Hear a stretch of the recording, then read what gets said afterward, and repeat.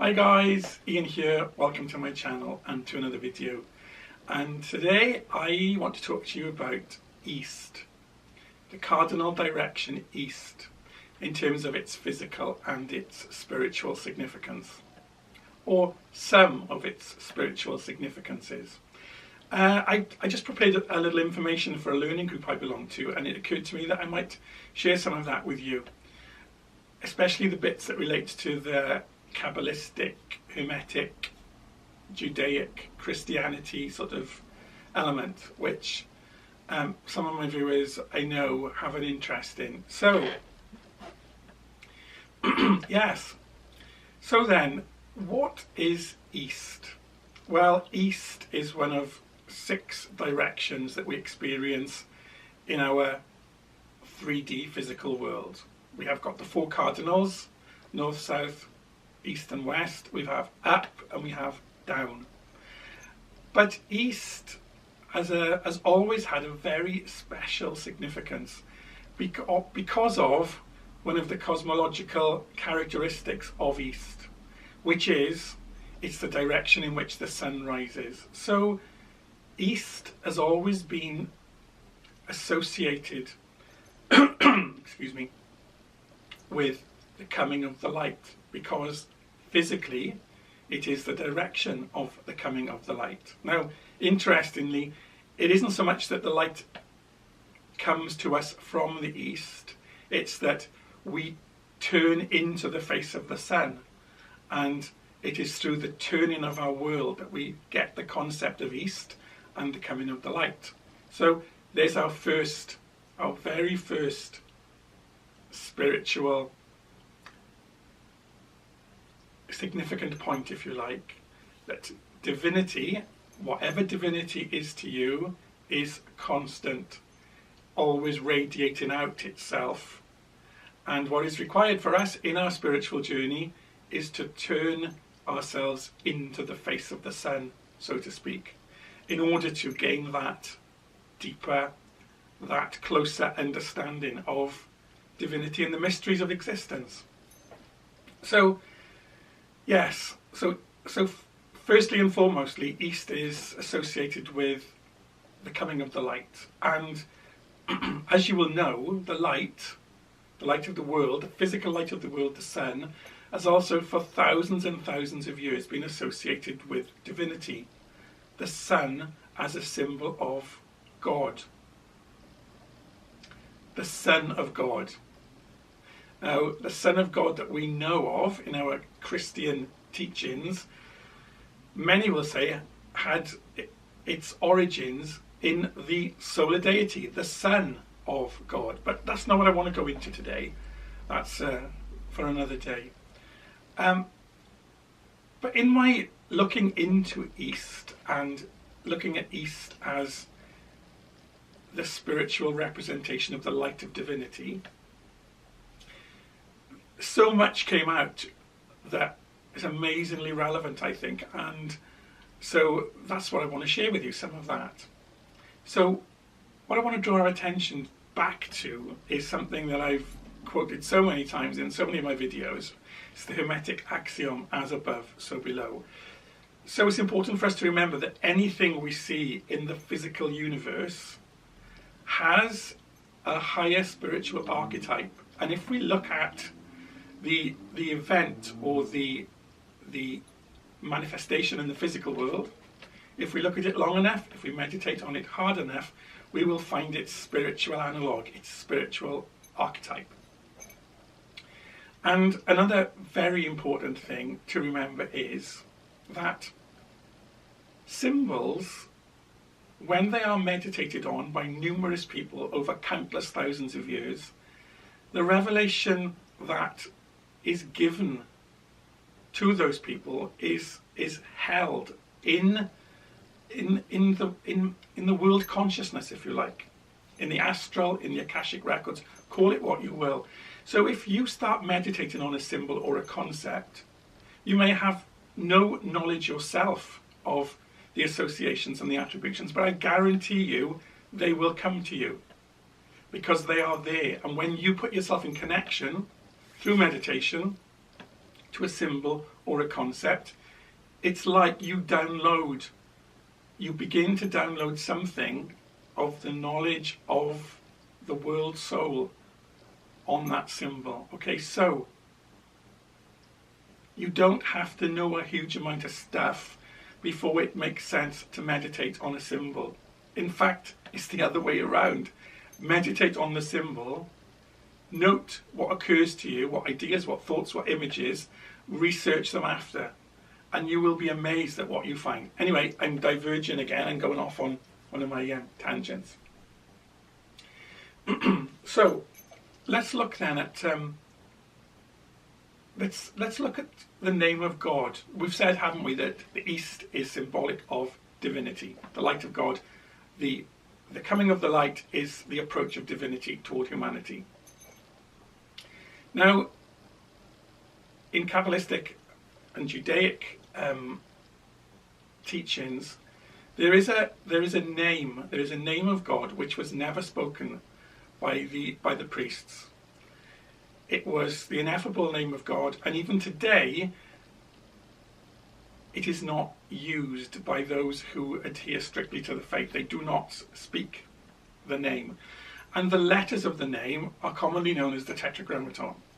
4 letters, which is what Tetragrammaton means, and those letters in Hebrew are Yud, He, Vav, and then He again, so that the He is repeated. Now, in Judaism and Kabbalah, each direction is given a permutation. Each of the 6 directions is given a permutation of the letters of the Tetragrammaton. Now, bearing in mind that the He is repeated, it leaves us with 3 letters to permute, doesn't it? Yud, He, Vav. And it's very interesting to see what the permutation attributed to East is. But before we look at that, let's look at what each of those letters are said to mean in terms of a description of the character and nature of divinity. So the Yud is, if you like, God the Father, God in power, God in strength. You know, this is the source of the Godhead in all power and all glory. In some senses, seen as unknowable, unreachable, unfathomable, unquantifiable. This is the unknowable Ein Sof, if you like. That's the Yud. The He, the second letter, is God the Mother, God the feminine principle of God, approachable, creator. It's God expressed as desire to commune with creation. It is the aspect of God that is approachable, that is knowable, that seeks after its creation. It's, to me, the He of this permutation is what Tiferet is all about.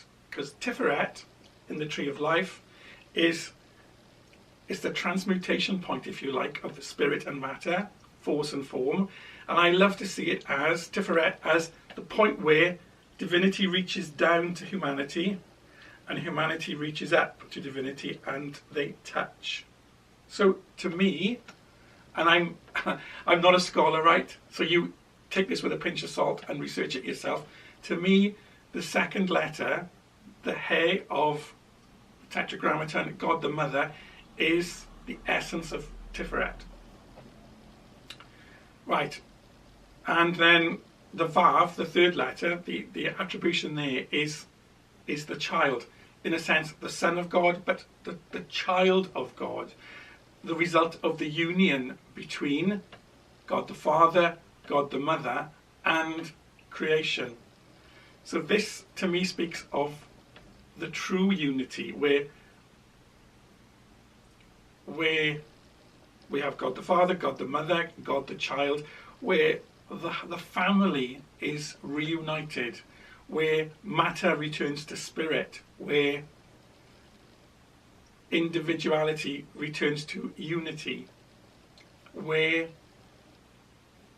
everything is back in communion with the one, with the source, with the infinite.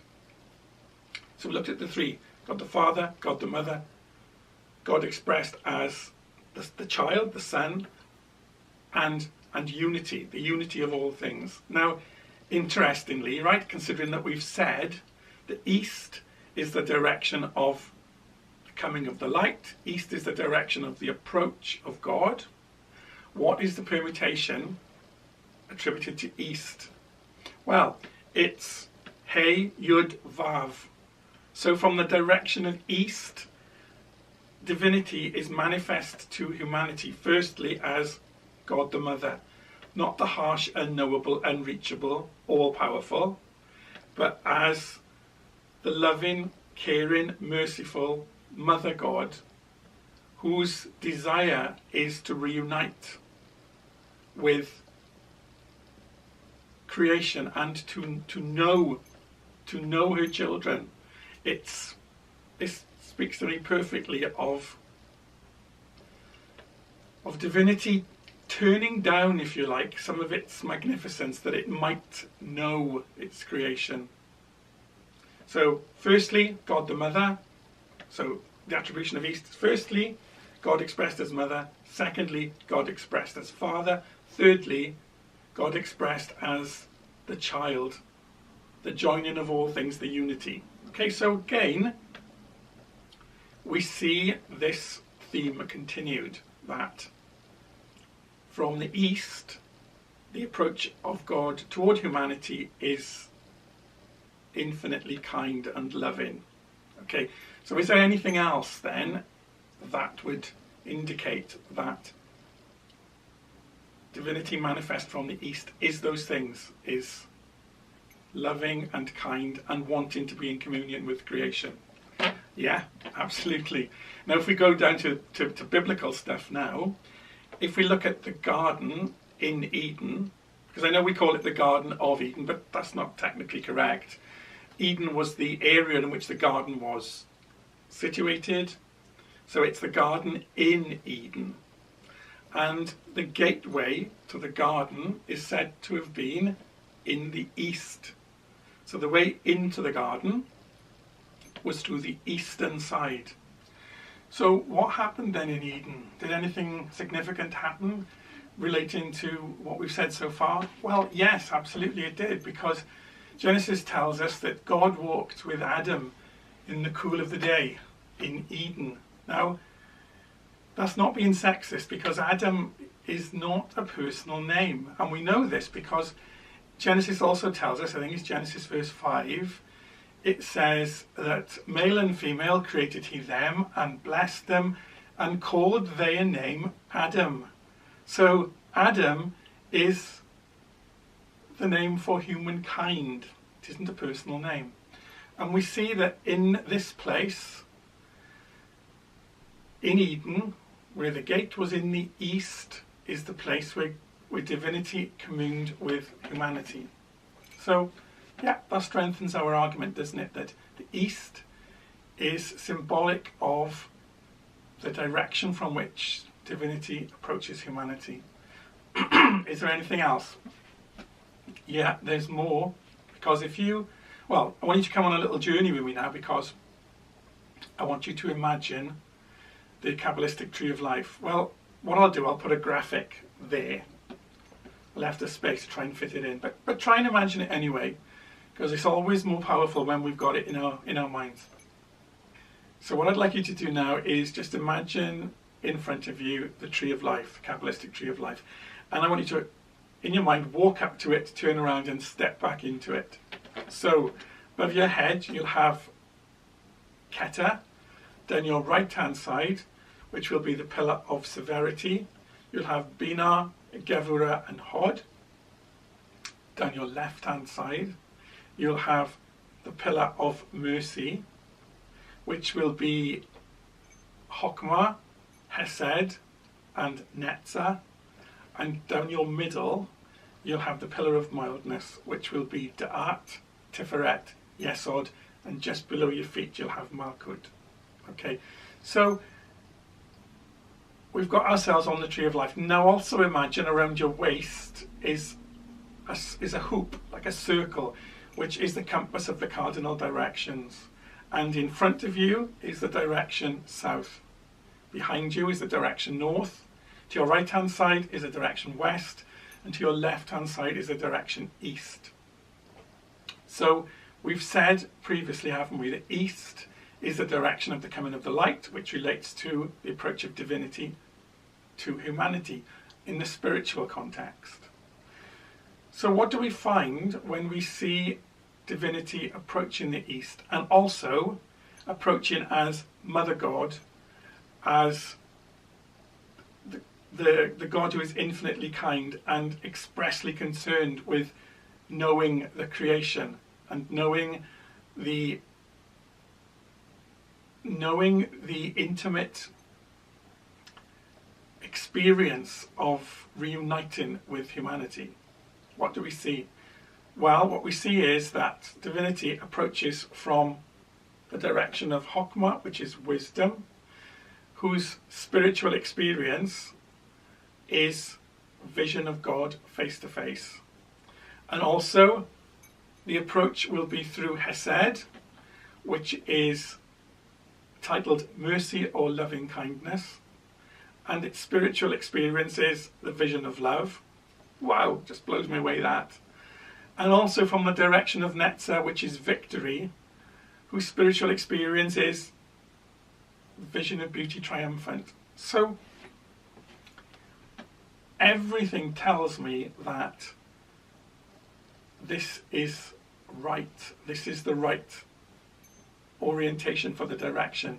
The divinity approaches in gentleness, in mildness, in love, and to the side of the tree, which is all of those things, which is wisdom, which is loving kindness, which is beauty. I just find it amazing. Now, of course, it would really pay off to meditate on all of the permutations of the directions, spin the compass around. So instead, have east directly in front. And meditate on that and see what that tells you. Now, I've done that, and why I don't think that fits is because to have divinity approaching directly head on it reminds me of the other account in Genesis where Moses said to God, I want to see you face to face. And God said to Moses, no human can see the face of God and live, but I will hide you in a cleft in the rock, and you may see my glory as I pass by. You may see my back parts, my gentler parts, which is exactly what's happening from the east. Divinity is approaching in a gentler, turned down power mode, if you see what I mean.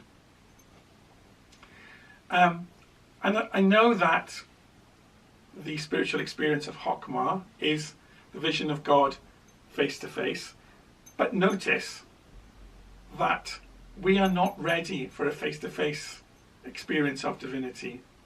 And so whilst we're in physical manifestation, whilst we are going through our cycle of existence in matter, divinity does not approach us face-to-face and head-on. Divinity approaches us from the direction of east, where we can make contact and know and experience, and where we can develop a greater depth of spiritual understanding of all that it is to be divine sparks. Anyway, I'm going to end now because I could go off in so many directions, and this video is probably already about half an hour. So thanks for listening, guys, and speak to you soon. Bye for now.